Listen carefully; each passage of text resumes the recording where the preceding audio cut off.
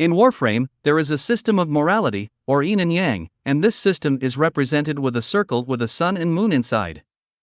These move as a result of your choices in certain quests like Last Gambit, The War Within, The Sacrifice, The New War, and the Duviri Paradox. In the wiki, it says players can only affect their choices on the first playthrough of said quests, which will permanently record the player's choice on their account. While players can replay the quests to try out a different choice, the result will not affect the player's recorded alignment.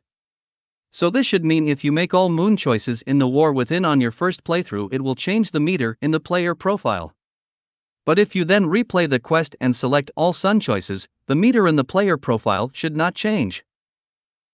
With this in mind, the question is, what happens when you replay a quest with these morality choices?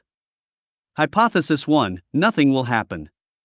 You make different choices and get different dialogue, but nothing will actually change. Let's test that.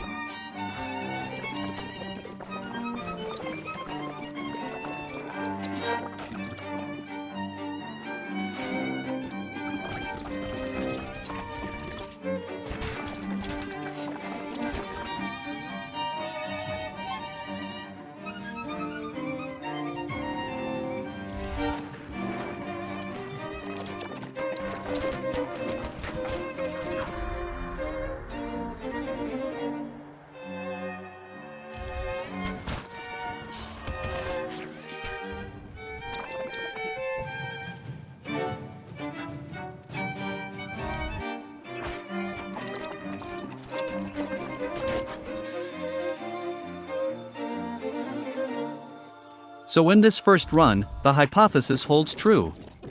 I've selected all moon choices and the wheel shifted more towards moon at the end according to the quest end screen. However, the player profile has remained the same. Let's try another run.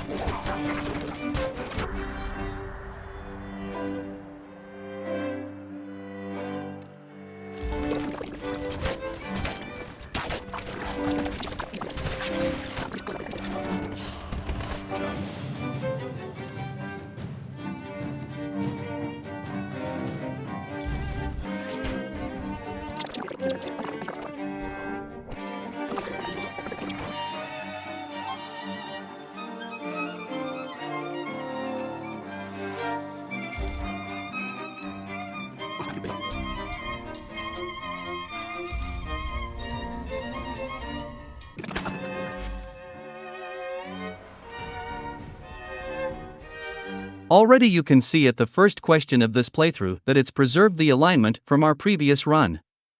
Let's take a look at that wiki entry again. First play is recorded. Okay, that remains true as far as the player profile is concerned, but why does it preserve the new alignment inside the quest itself? In fact, the more you rerun the quest, the more these choices add together. For instance, initially making 8 moon choices only required 8 sun choices on a subsequent replay to revert back to neutral. However, if this theory is true after many replays, I will now need 9 or more moon choices to shift the meter to full moon.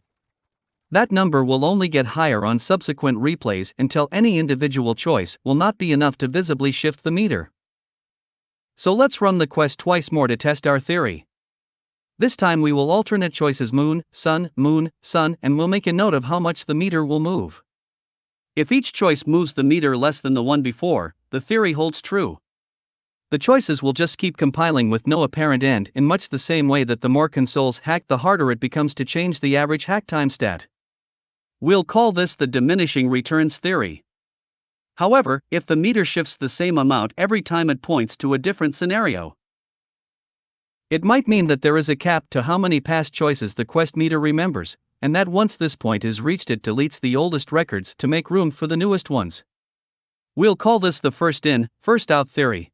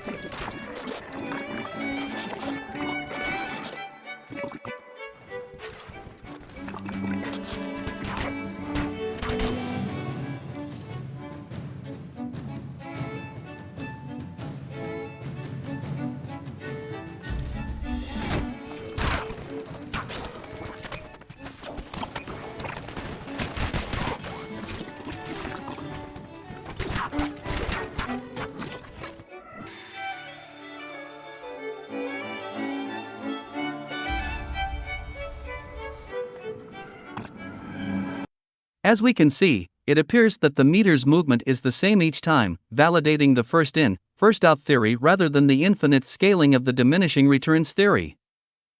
So now the big questions: what causes this discrepancy between profile and quest? Can it be fixed?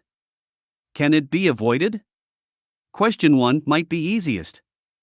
It's probably caused by having two meters, one that counts only the first playthrough, which appears in the player profile, and a second one that exists in the quest itself, which is only meant to count those choices. It's possible that its total cap is even based on the current number of choices across all quests. For instance, if there are currently 30 morality choices across all quests, then War Within will also record the last 30 choices in just that quest. But if they add 8 more in the next quest, War Within may now track the last 38 choices. As to how it can be fixed, I don't know. I'm not a programmer, nor do I know just how the meter works. I just found this observation to be interesting and wanted to figure out the hows and whys of the meter changing. However, it's possible that, knowing there's a cap, a player can calculate just how many choices they need to achieve a desired state in that quest. For example, in my last playthrough, I still only needed 2 to 5 moon choices to get full moon, and around the same amount to get back to neutral, which adds to a total of 22 choices. Glast Gambit has 1 choice. The War Within has 4 choices. The Sacrifice has 3 choices. The New War has 3 choices. The Du Viri Paradox has 1 choice. Total of 12 choices, but with 22 slots for them, as it takes 11 full moon or sun choices to get the meter to that site. Can we avoid this problem and keep the meters key to the first playthrough? Simply put, don't replay quests unless you plan on making the exact same number of sun and moon choices each time. Even a single deviation will throw off the meter, and subsequent attempts to fix it will only add fuel to the fire. Thank you for coming to my TED Talk.